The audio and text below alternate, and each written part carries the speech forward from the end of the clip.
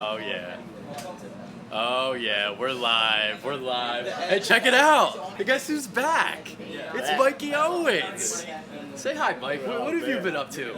You know, I've been busy going to the city every day, working at the Inquirer, but, you know, today it's about the birds, man. Oh yeah. Oh yeah. We're on the train right now, dude. A lot of shenanigans gonna happen tonight on on the Parkway at the Draft Theater itself. It's gonna be a mess.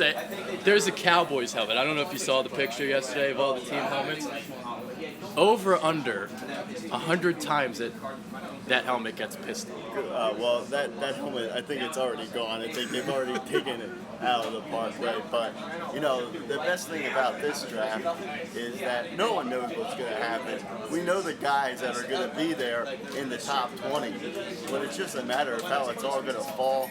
And really, with all these red flags this year, with a bunch of guys going in that top 20 possibly, I think that someone is really could fall to the Eagles. Possibly, you know, the guy that really keep an eye on, Reuben Foster there. Oh yeah, and you guys, if you guys read my film study, you know, from Philly Influencer, this guy's a beast. He can go sideline to sideline with the best of them. What do y'all think about the Mike Williams rumors? I don't want him. I think he's too similar to Alshon Jeffrey. I'd rather have John Ross and Corey Davis. But going back to Reuben Foster, sideline to sideline, he's got range, he's got instincts. Once he makes up his mind, he flies to the football. He's unbelievable. Well, yeah, I mean, really, the Eagles are in a situation now where you got Jordan Hicks, and they kind of have to find a guy to pair him with. And really, Reuben Foster would be the perfect guy. I mean, when, you know, Kendricks came here, he was a stud there initially, you know. His first season did really well, but now he's kind of really dropped off, and he's dropped off to the point where, you know, we're talking about trade rumors with him. So maybe he's the guy that gets dealt in the draft, especially if the Eagles decide to go up, or even if Foster falls to them. You know, he's the guy to watch being traded. Yeah, absolutely. And, you know, Foster, you would fit Hicks seamlessly as an outside linebacker. That's his more natural position. Foster can cover too. I mean, honestly, Foster could probably play outside linebacker as well. But I'd let him be there. Yeah, I'd rather take absolutely Don. All right. So, what else do we want to talk about here? Obviously, we need a bunch of cornerbacks. Now, this is the thought process with us for the longest time. Take best player available in the first round, second round, third round, because of the depth of the class. That's when you attack the corners. What do you think, Mike? Yeah, well, really, the way that the Eagles are structured right now, I think what they have to do is last year, like getting Wentz, getting their franchise guy, they established that they want to get the offense finished first before they get the defense done. And obviously, we know in this pass-happy league anymore, you got to be able to put up points. And really, the Eagles haven't been able to do that for years now. Yep. And so they really need to get some playmakers. Getting Wentz was the first step. Then this offseason, you go out, you get a guy like Alshon Jeffrey. Now you got a star wide receiver. So the thing is, you're thinking, well, now, first round, I think what you got to do is you got to complete the offense. So how do you do that? Well, you either got to go with wide receiver or you got to go with running back. And, well, they're going to have plenty of options there, and they're going to get one of the better ones if they do decide to go that way. So I think got to go offense. Complete the offense first. And like you're saying, it's such a deep draft for cornerbacks that the Eagles now, especially with the Conley thing coming out, he could possibly even fall to the second round. So I think the Eagles go offense. Go offense in the first round, take Conley or Sidney Jones in the second. That would be ideal. I mean, the report I saw today, Conley might be like a third round pick. So second round, I would take him there in that spot, obviously. So Dalvin Cook, that's a guy that you like. Let's talk about Dalvin Cook. I would rather have Dalvin Cook than Christian McCaffrey. He's a gadget player. I'm not taking a gadget player at 14. It's as simple as that. Talking about McCaffrey? Well, McCaffrey's the gadget. I'm joking. Everyone in Philadelphia. You smell what Dalvin's cooking? Everyone says McCaffrey when it's McCaffrey. So.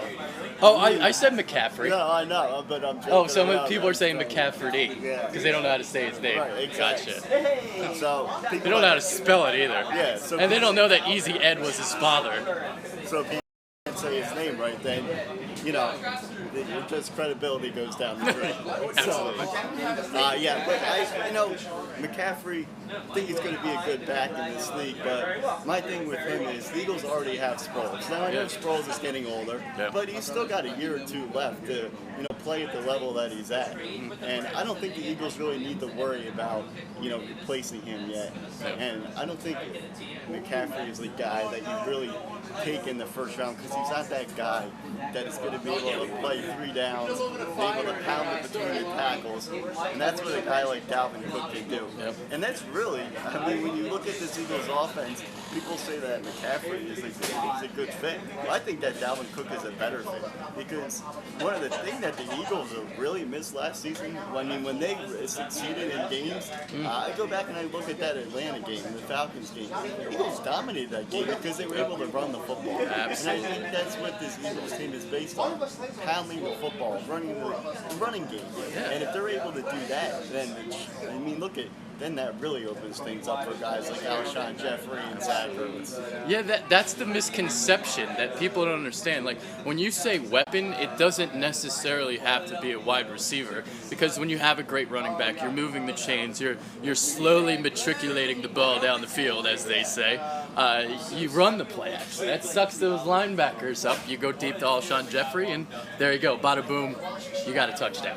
So, yeah, exactly. So yeah, I'm not. I don't know why. It's funny because once the draft gets closer, guys start to really rise, and that's kind of what happened with McCaffrey here.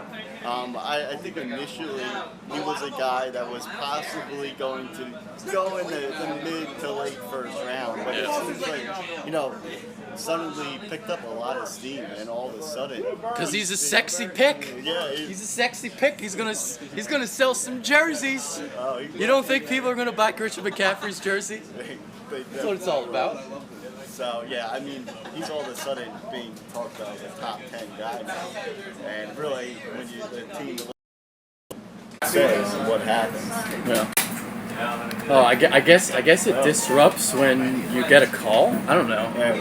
Well, we're still live. I don't know if it started from the beginning. I don't know. I don't know if we're still from the first video. Who knows? But all right. So let's say the board doesn't play itself out. Let's say Foster's gone, Corey Davis, John Ross, whatever. Would you trade back? Is that a possibility for you? Dalvin Cook, is he gone? If he's still there, I think that you would take Dalvin Cook at 14. I'm like a little bit scared now because I think he might fall, but I can see what you're saying too, though. Because Dalvin Cook's been my guy. The thing is with Cook is he's falling because of these reports about his past. Shenanigans. Yes. Shenanigans, as we like to say. He pulled some shenanigans in his past. He doesn't have a good pass off the field. But, this is football, man. Look what we did when we had T.O. Now, T.O. was a drama queen off the field, but on the field, he produced. And I think it's a time where the Eagles maybe have to put that aside and they have to go with the guy like Dalvin Cook. But let's say he's out there or whatever, something happens. Somehow, all these big name guys are off the board. Then that could be a situation where we get nervous. Because remember what happened the last time we decided to trade back, and we ended up with Marcus Smith. So I think if that happens, I think everybody at the draft is going to start panicking big time. But I will say that if they do that, it wouldn't necessarily be a bad thing because, as we talked about, cornerbacks are just stacked in this draft. I'm hearing that they've made a specialized dog collar for Howie Roseman, and basically anytime he says something stupid, Joe's got the clicker, and he's going to get shot. That's what's going to happen. So if Howie Roseman's like, all right, let's trade back, and let's take, I don't know, somebody that's not supposed to go in the first round. Well, Brian Billick was saying yesterday that Joe Douglas is apparently very adamant in the war room, man. He'll start pounding tables. Good. He'll get up. Intimidation is what we need. Howie cannot make any picks at this draft. I agree.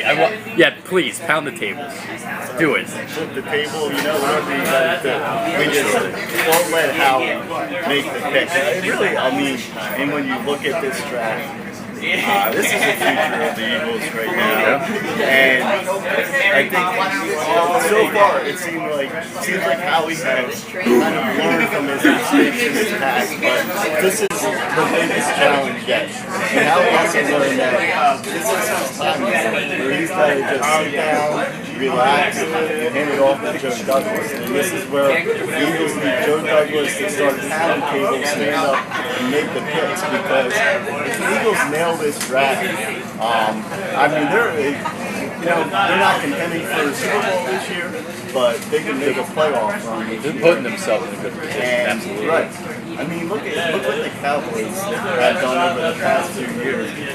Pretty much built their entire offense, really. Put together a dynamic offensive line. You got your running back. You got Dak last year. Last year's draft for them was unbelievable. Anthony Brown, cornerback that got in the 6th round. So yeah, that's how you build. Just because you have your franchise quarterback doesn't mean you're set. Look at the Colts right now. They can't draft around Andrew Luck. So we don't want to be like that. All right, so last year it was about this is how we do it. We got Carson Wentz. This year it's about this is how Joe does it. Right? Yeah, exactly. All right, so we're going to be going live throughout the day. I'm going to be trying to stream as much footage as possible. I'm really curious how we react if the Browns select Mitchell Trubisky with the first overall pick. Are we going to start chanting Carson Wentz? Or are we going to start chanting we got Carson? No, it'll definitely happen. Yeah. I'm just waiting for it. I think initially the draft will start out with the boo of Roger Goodell. Yeah. And, it's going to be a lot of booing today. A lot of booing. A lot of booing for everyone until the 14th pick. Yeah. Then the city will win. So it's going to be a fun day. We'll be here all day. So Absolutely. keep checking in. Absolutely. So, with that being said, that's my goal. It's nice to have you back, dude. For real. I'm Adrian Fedku. Deuces.